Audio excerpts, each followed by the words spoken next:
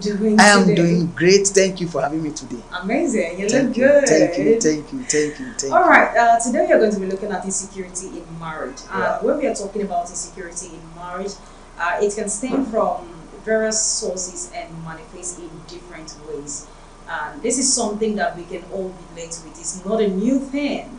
But I would like to know, would like you to explain to us first what is insecurity when we are talking about, especially insecurity in marriage. Thank you Of course, we so know that much. insecurity has to do with anything that is not secure. Exactly. But when it has to do with insecurity in marriage, what do we really mean? Thank you so much. Once again, I want to greet our viewer. Thank you for being part of the program. Yeah, insecurity in marriage, like you rightly said, is a situation whereby a couple or one of the married couple seems to be insecure, where an individual in marriage, could be a male, it could be a female, is having a feeling of probably issue with self-worth, when probably you are feeling, oh, I hope they will not take my husband from me, or I hope somebody will not take my wife from me. That is insecurity in marriage. And it could come from any dimension. Somebody may say, oh, probably I am not educated, this man is well read, I hope he will not come and marry somebody and push me away. Since I didn't have enough money to take care of this woman, I hope somebody will not come and be taking her from me. These are different to insecurity in marriage. It could come from male, it could come from female, but it's a situation whereby an individual is having a feeling of inadequacy, where an individual is having a feeling of inadequacy. Maybe the husband is feeling inadequate or the wife is feeling inadequate. Then we say we have issue of insecurity in marriage. Okay, now that is very common and we all know about this, like you have rightly stated. What are the common causes of this insecurity? I like you to outline now. I know we have so many. Like I said, it ranges from different sources, from different ways. Yeah. So what are the causes of this insecurity in marriage? Meanwhile, based on what you explained, I say, yes, I do to you. Yes, I do to trust. Yes, I do to caring, to everything. So why am I now being so insecure in marriage? What are the causes of it? Thank you so much. Insecurity in marriage can come from any angle. So many.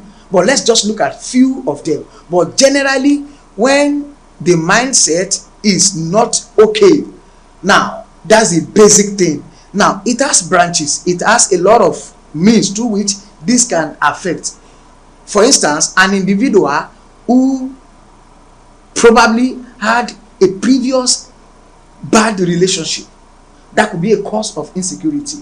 Probably somebody jilted her and she ran into another relationship.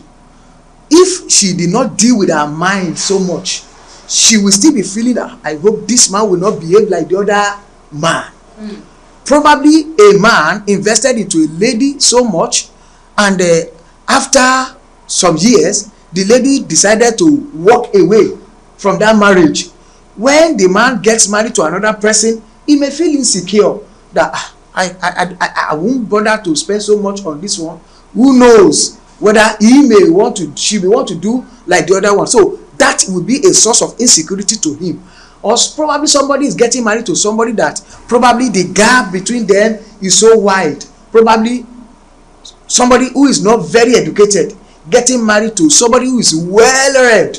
Like we're having an issue of somebody with a primary 6 certificate holder that is getting married to a PhD holder.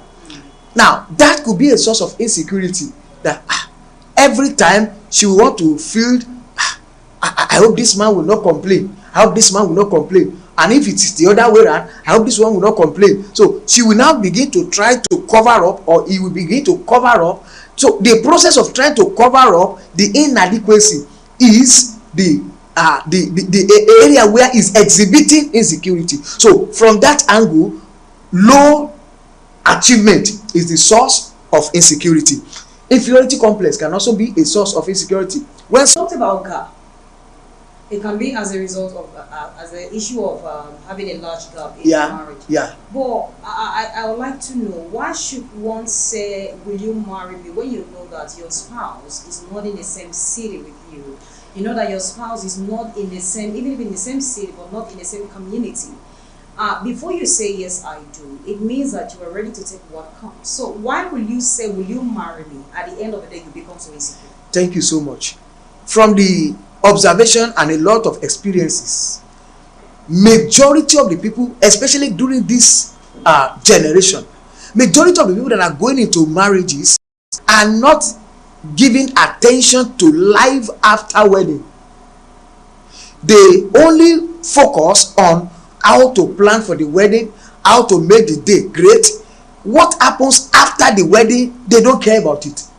And that is where the problem lies. So somebody can be in Port Harcourt, the mother will be in the village and say, oh, I've seen one beautiful girl, and say, oh, depending on the background, how the young man was raised. If it's raised probably in the way that the mother is the one determining what happened, and he just accepts, not looking into the nature, the personality of the person he is getting married to, it will be after the wedding they begin to discover all these things. That's one. Another thing is, there are some people that they don't have the value system of development. Development is a continuous exercise. Insecurity will now begin to come in. The one that feels satisfied with a level will now begin to feel insecure and begin to show it. The symptoms of insecurity, begin to ask, is it because you are going to school? Is it because you are now a doctor? Is it because you are now this or that? And he will now begin to, instead of him or her, whichever the case now, to now begin to think, how can I add to value to my life? How can I pick up myself and improve, so that we can begin to relate better? If that is not done, the insecurity will continue to manifest, and if it is not well handled, there will be problem in their marriage. All right, I'm tempted to ask a particular question, that how can they possibly handle that? Because of course, before you say yes, I do, we should occur to you. In fact, you have it in front of your mind, if there is English like that, that as long as both of you are together, there will be progress. You can't stay at a spot. And in the process of going forward in life, you get to meet different people, get to experience different things, get to have a different mindset about things. And I'm wondering why couples will be insecure. But before we go into that, because I'm going to ask that question, I think we should break it down. What are those signs to identify that I think my spouse is becoming insecure? Are there some signs, or are there things that, I mean, because you mentioned, if I can remember vividly, well, you mentioned low self-esteem. Yeah. You mentioned gap and so many others. Yeah. But what are those signs that we can take note of to know that insecurity is gradually stepping in? Because you see some couples are doing some weird. He cannot live a social life of, he wants to feel over attachment, let me call it. He wants to be attached to the spouse, glued to the spouse. Everywhere the spouse is going, he wants to go there, and that's it. Then another one is probably the spouse just returned, is looking for agitating when the man will drop the phone, so that she can quickly ransack the phone and check what are the calls, what are the conversations. These are signs of insecurity. Or somebody is making call and he has not even finished dropping. Who is that? Who is that?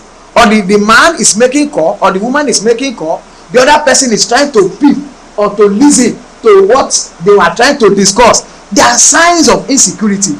Inability to handle criticism, where probably you are trying to correct somebody and he pick offense, say every time complain, every time complain. The reason is because he or she is feeling insecure.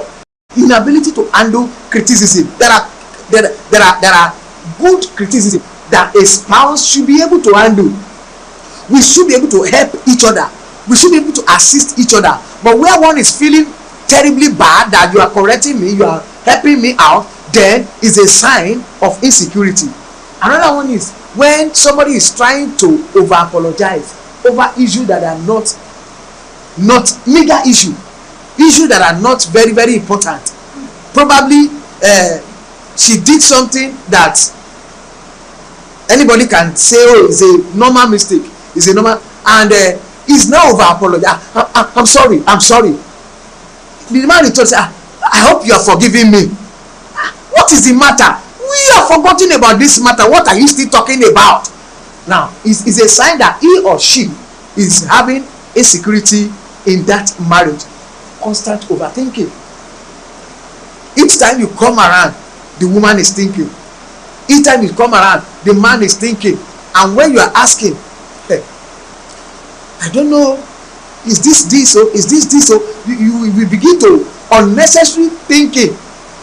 Not because of situations that warrant thinking, but because of inability to adjust and meet up with the level of either the husband or the wife.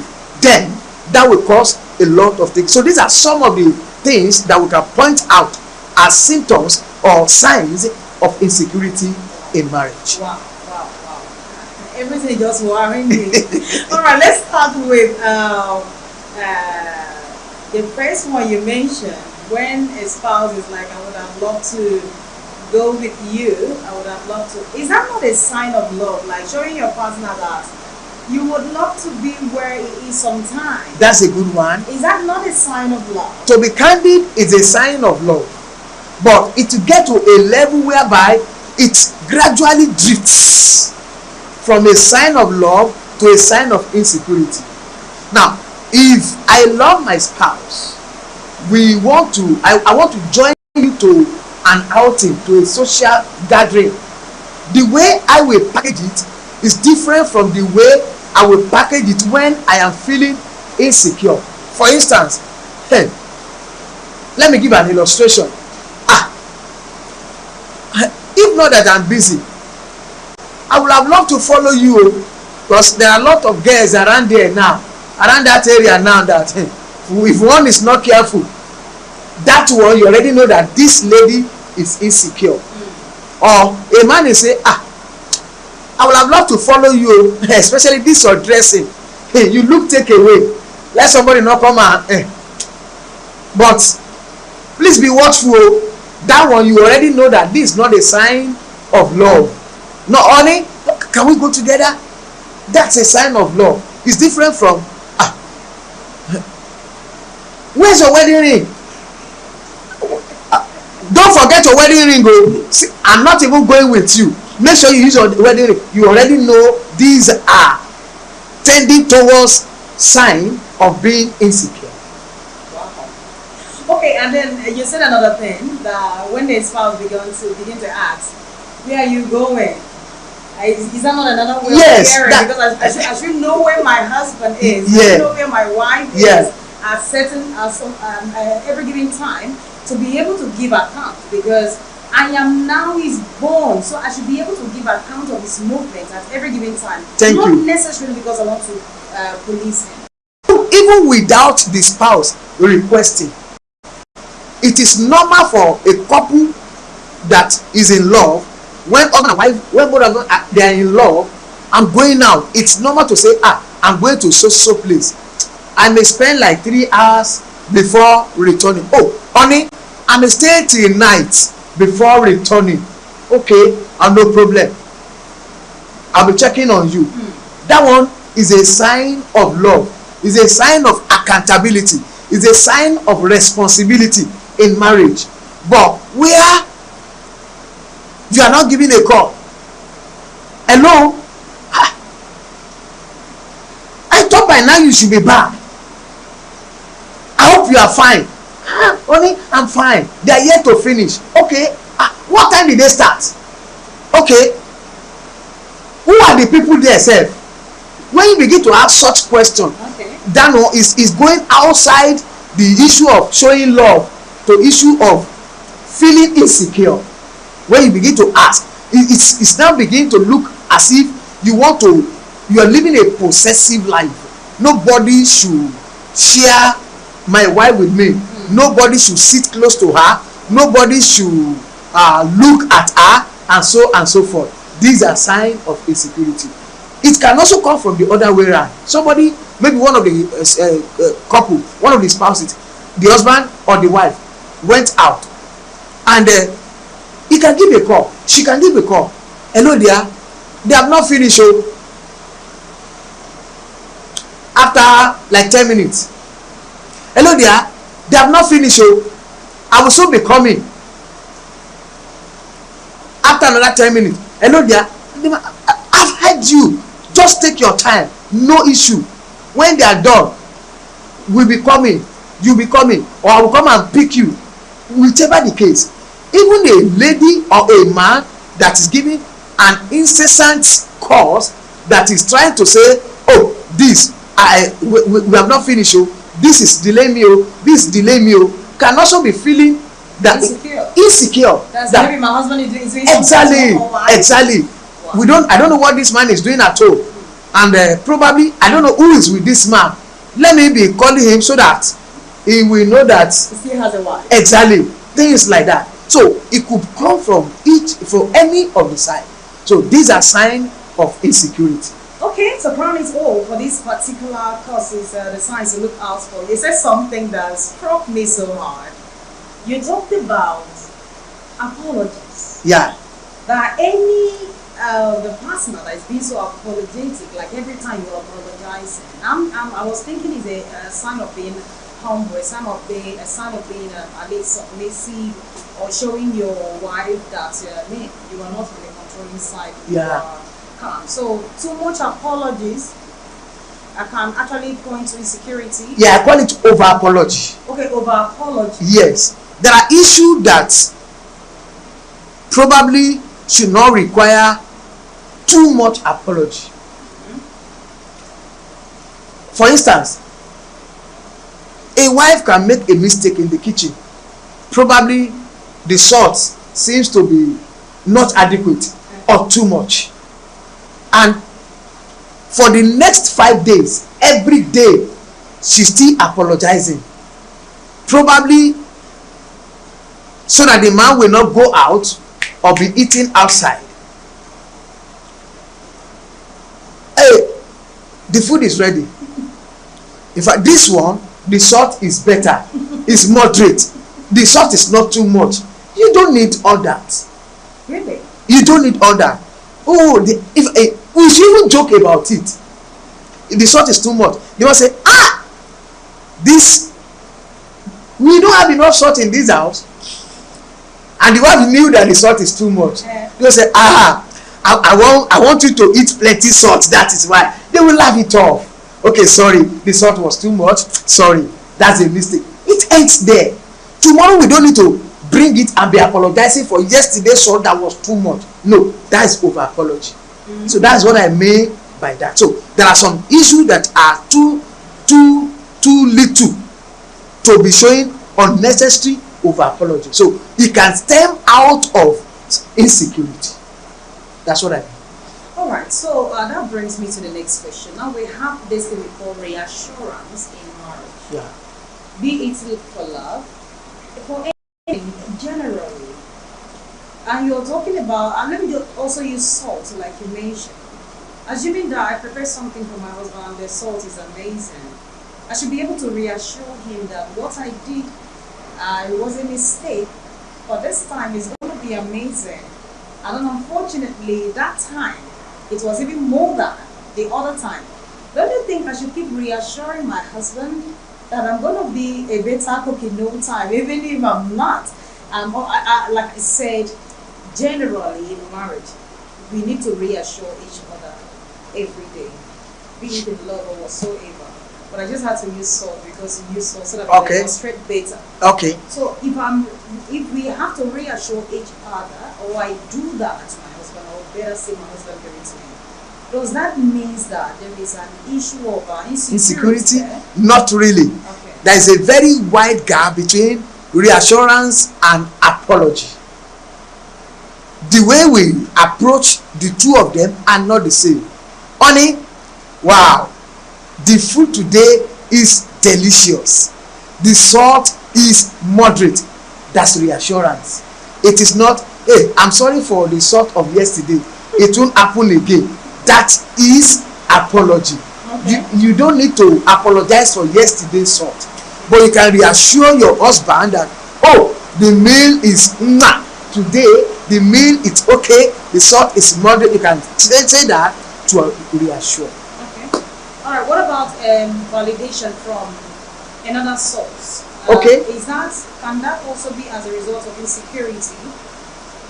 validation from another source. Yes, external source. Let me put it that way. Yes, it could be, though it depends. For instance, if my wife inform me something and I want to validate it, if I am feeling insecure, the way I will go about it will show that it's a sign of insecurity. Okay.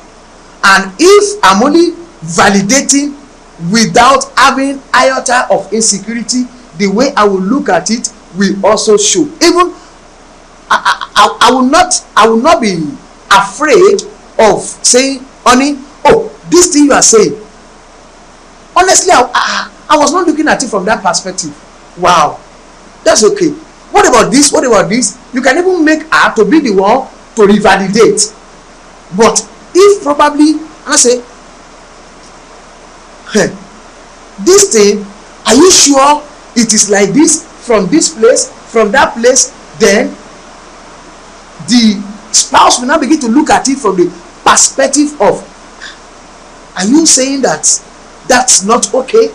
Are you saying that I am not okay? Are you saying that you are higher, you are correct, I am not correct, and so on and so forth? So that's where the sign of insecurity begin to come in or set in. If you are validating from the perspective of insecurity, you will not carry her along, and you are not doing it to just revalidate. You are doing it probably to appease him or to appease her, so that he or she will not do certain things which will probably put you at a negative end.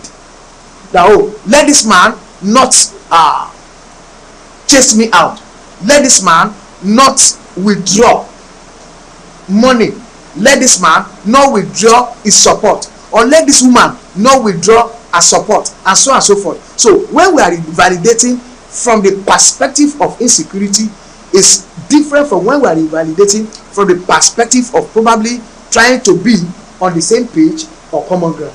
Okay, before we go on a short break, there is something that came to my mind, because we have to be so real here for the sake of people out there. There is this situation that partners will always say, tell me you love me. They can do that today, they can do it in another day, they do this constantly. Tell me you love me, tell me you care about me. There is that to get reassurance. I think this is where I really want to go. The perspective. Yes, yes. Okay. Does that really mean that someone is not secure? No, it is not. It's not a, there's nothing wrong that the husband constantly reassure the wife, oh dear, I love you. What if I'm the one telling my husband every time you want to go out, tell me you love me, tell me you care about me? Coming from that perspective, okay. It's a sign of insecurity. Okay. Let me be the one to say, dear, I love you. Let my wife be the one to say, dear, I love you. Not that maybe my wife wants to go out and I say, please come and tell me you love me before you go. No. It should come, reassurance should be a willful attitude.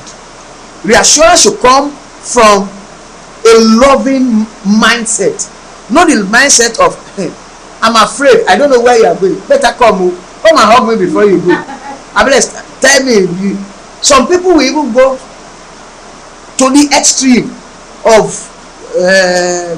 let me hug you and let me perceive your let me just, so that when you come back I will do the same, so that let me know whether there is something has touched you, something has happened to you. Somebody can be so extreme that way.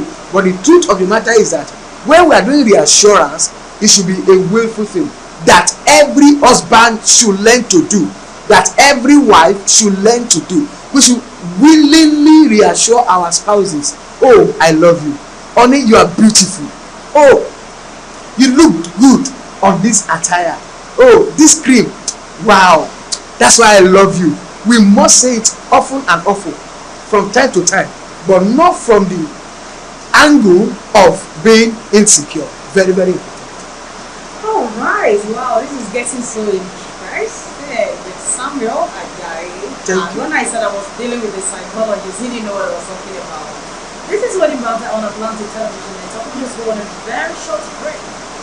Just stay with us. From the line across the ocean to the land beyond the mountains, through the Sahara, we bring on sport news, live analysis, expert discussions on trending stories in politics, business, socio-economy, sports, and documentaries.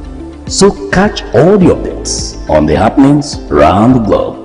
Stay focused on the fact today, only on ATN. Welcome back. If you're just joining us, this is Wedding Banter on Atlantic Television Network.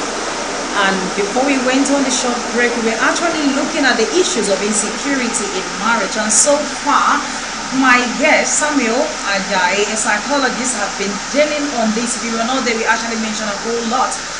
Things that can cause insecurity in marriage, which is low self-esteem and also gap in marriages that can lead to insecurity. A lot. I think you just have to go back to our website, Atlantic Television Network on Facebook, to go and watch. And also, now we are going to be looking at how this can be addressed, because we can't just be talking about insecurity in marriages without looking for a way out. We are looking for how to address it. Yeah. So, Samuel Ajayi, Thank you. I would like to know, how can the issues of insecurity in marriages be addressed? How can couples handle this? What are the ways? Thank you so much. There are several ways to handle insecurity in marriage. Now, the first one I want to talk about is education and re-education. I'll join it together as one: education and re-education. Now, I want to look at it from the perspective of the fact that you should know who you get married to. You should know your husband, you should know your wife, know your spouse. Now, you must keep educating each other. Educate yourself, educate your wife. Educate yourself, educate your husband. Don't allow gap of education. And education can be from various perspectives or dimensions. Self-education or personal education, whereby you keep improving, learning about yourself. Learn your temperament, learn your emotion, learn your value system, learn about your character. When you have learned so many things about yourself, and there are things you unlearn, and that is where re-education comes in, whereby somebody knew that, oh, this thing I've been doing it, my spouse have corrected this, I must unlearn that attitude, I must unlearn that traits, then begin to relearn the new one. That's how marriage will be improving. Then by so doing, we will be dealing with the issue called insecurity in marriage. When the educational level is improving, then the tendency of showing up the insecurity will be going down. So financial education, academic education, personal education, in all ramifications. Number 2 is developing tangible values. Development of tangible values. We can deal with insecurity by developing tangible values. This can come from either the husband or the wife. For instance, if my wife is noticing insecurity in me and she try to pass the information to me, then if I am going to be sincere enough, all I need to do is to be developing values that will begin to push down this attitude of insecurity. From her own end, she will be developing value that can help me out, because as husband and wife, I gave an illustration sometimes ago that husband and wife is just like when two persons are holding each other's hand. Now, if somebody is holding my hand directly to me now, my right hand will not be holding her right hand. My left hand will be holding her right hand. My right hand will be holding her left hand. Now, if all things being equal, I'm very used to my right hand, then I'm using my right hand to hold her left hand. She's used to right hand. She's using her right hand to hold my left hand. So if both of us are holding each other's hand and we are doing this, now if I'm doing this, I will be more effective with my right hand because I'm a right-handed man. She will be more effective with her right hand, whereby since I'm effective with my right hand, her left hand that is less effective, my own effective right hand will strengthen her left hand.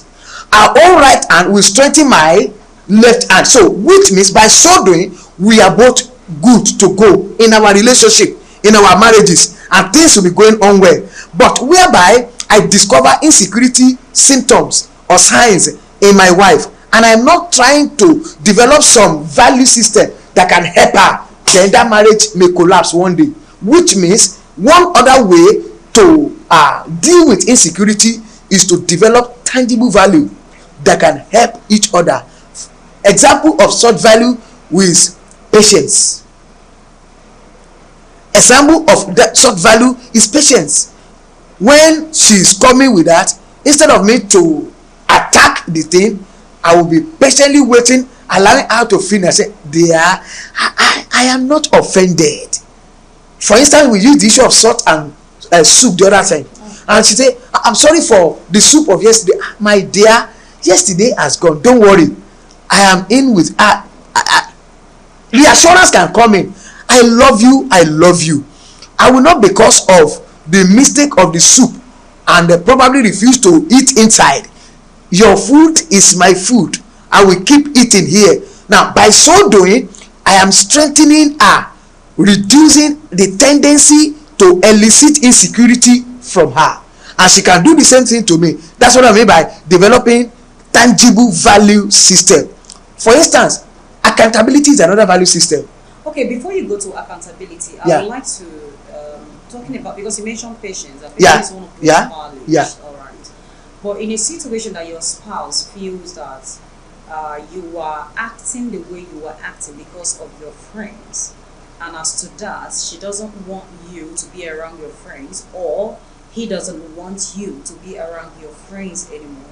At that moment, what do you do? And even if you are cultivating that patience that you talk about as a value, will you patiently send all your friends away? How do you assure her that indeed with your friends things can still go well? Very wonderful example.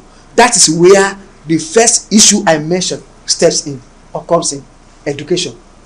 All I need to do is to educate her. I call it education and re-education. Oh, pick him as a friend. These are the benefits we both enjoy that you may not know. That this guy was the one that gave me the contract, that gave us money to buy our car. This guy can still give us more contract.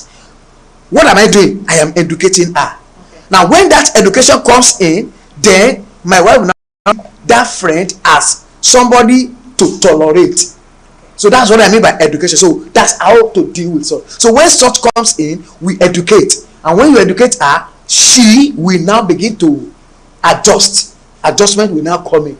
So that's what I mean by that. All right. Now, going on, the next value I'm talking about, I mentioned one other value. Now, I couldn't remember that value now. I mentioned accountability. If I'm feeling suspicious because I am insecure, my spouse can decide to develop a value of accountability. My dear, wow, rice in the market is something else now. In fact, the beans is a no-go area. Could you believe that they sell a rubber of beans for so a month? Sell a rubber of beans for so a month? Indirectly, I am giving account of the money he has given unto me. Now, by the time the man now realized that if this is true, then this woman is not duping me. This woman is not. So by so doing, I will be stepping down on the level of my suspicion. Therefore, my attitude of being insecure will be going down. So these are ways to deal with insecurity. So once a spouse is eliciting attribute or traits of being insecure, the other person can develop some value system that can counter it, so that by so doing the level of insecurity will go down. Another one is self-development.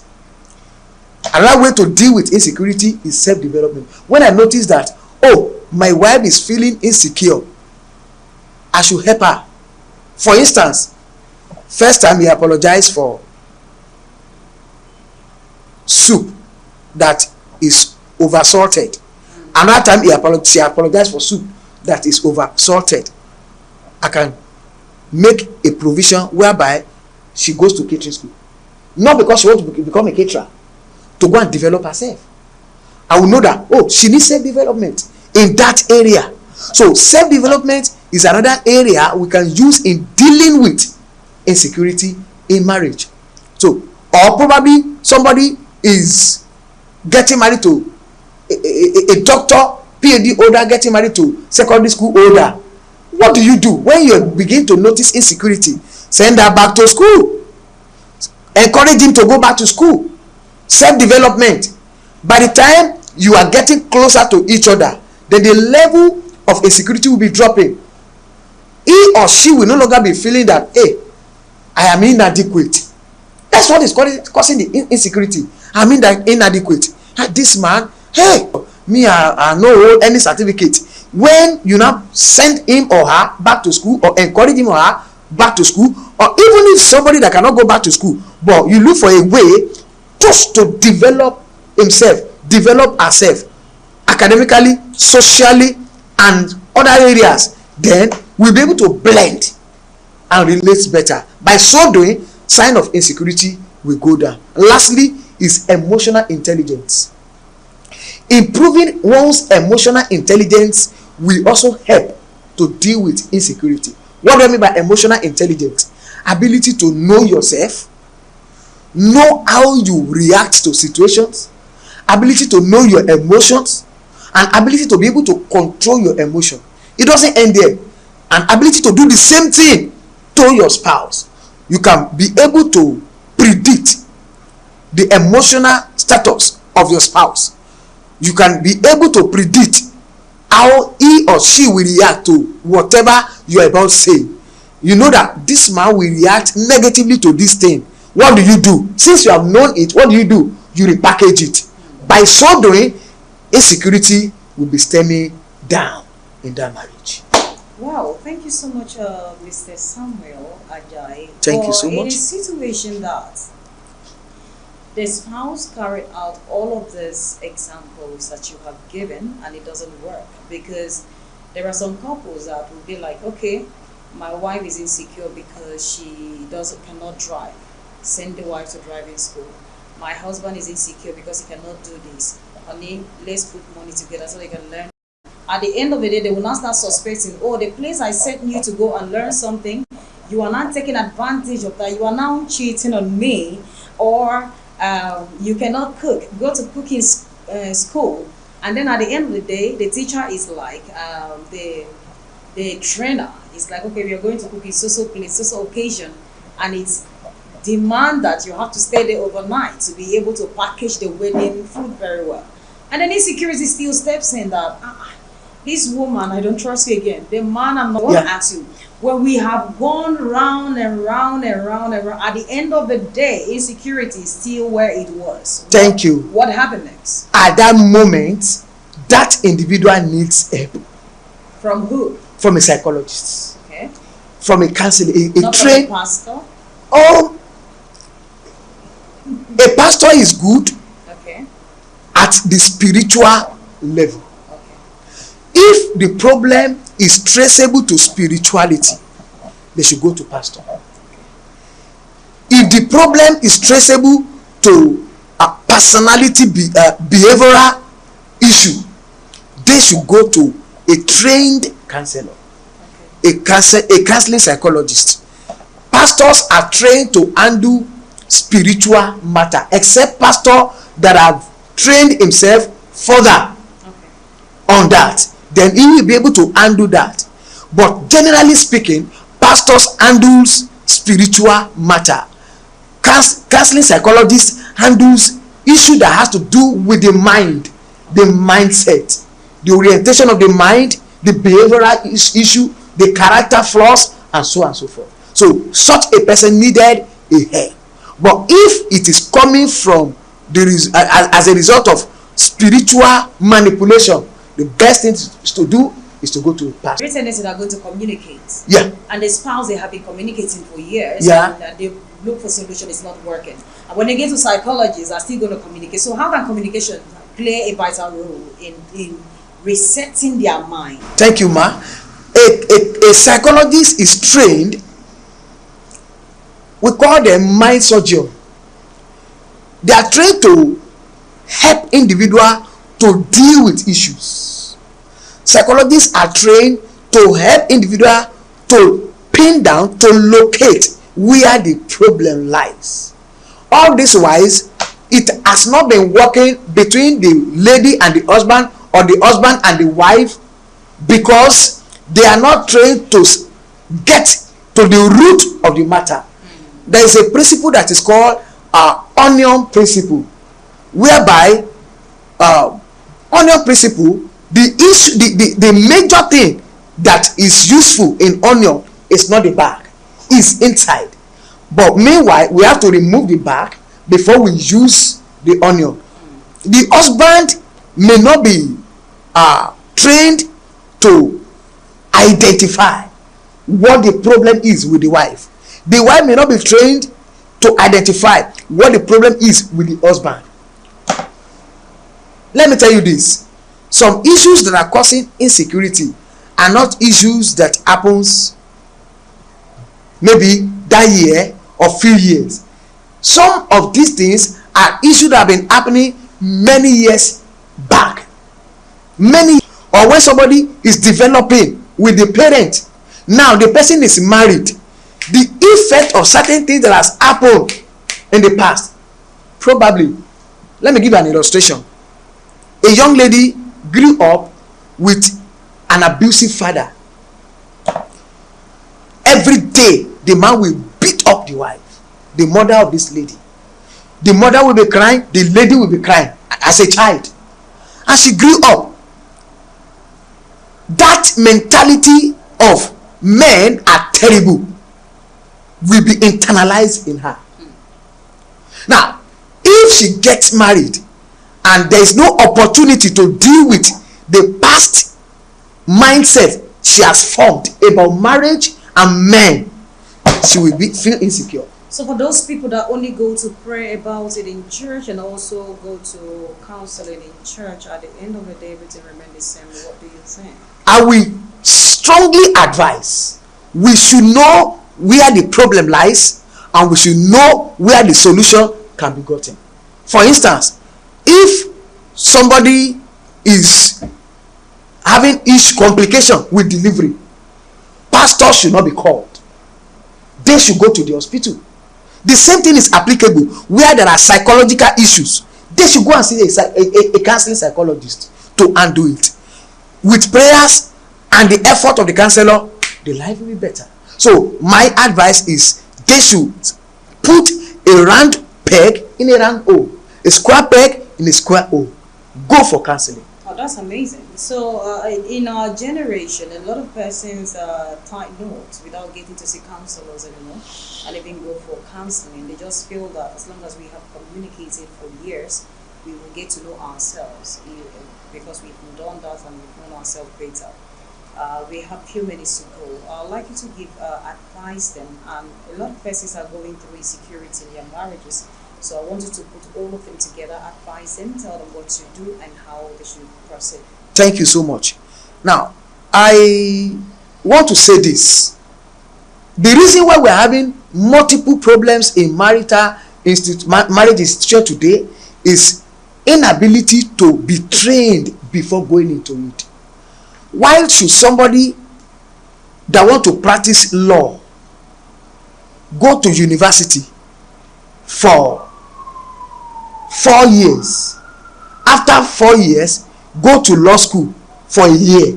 Someone want to practice medicine, medical practitioner, goes to university for 6 years, finish up, still go and do housemanship for a year before practicing, and this practice has a limit.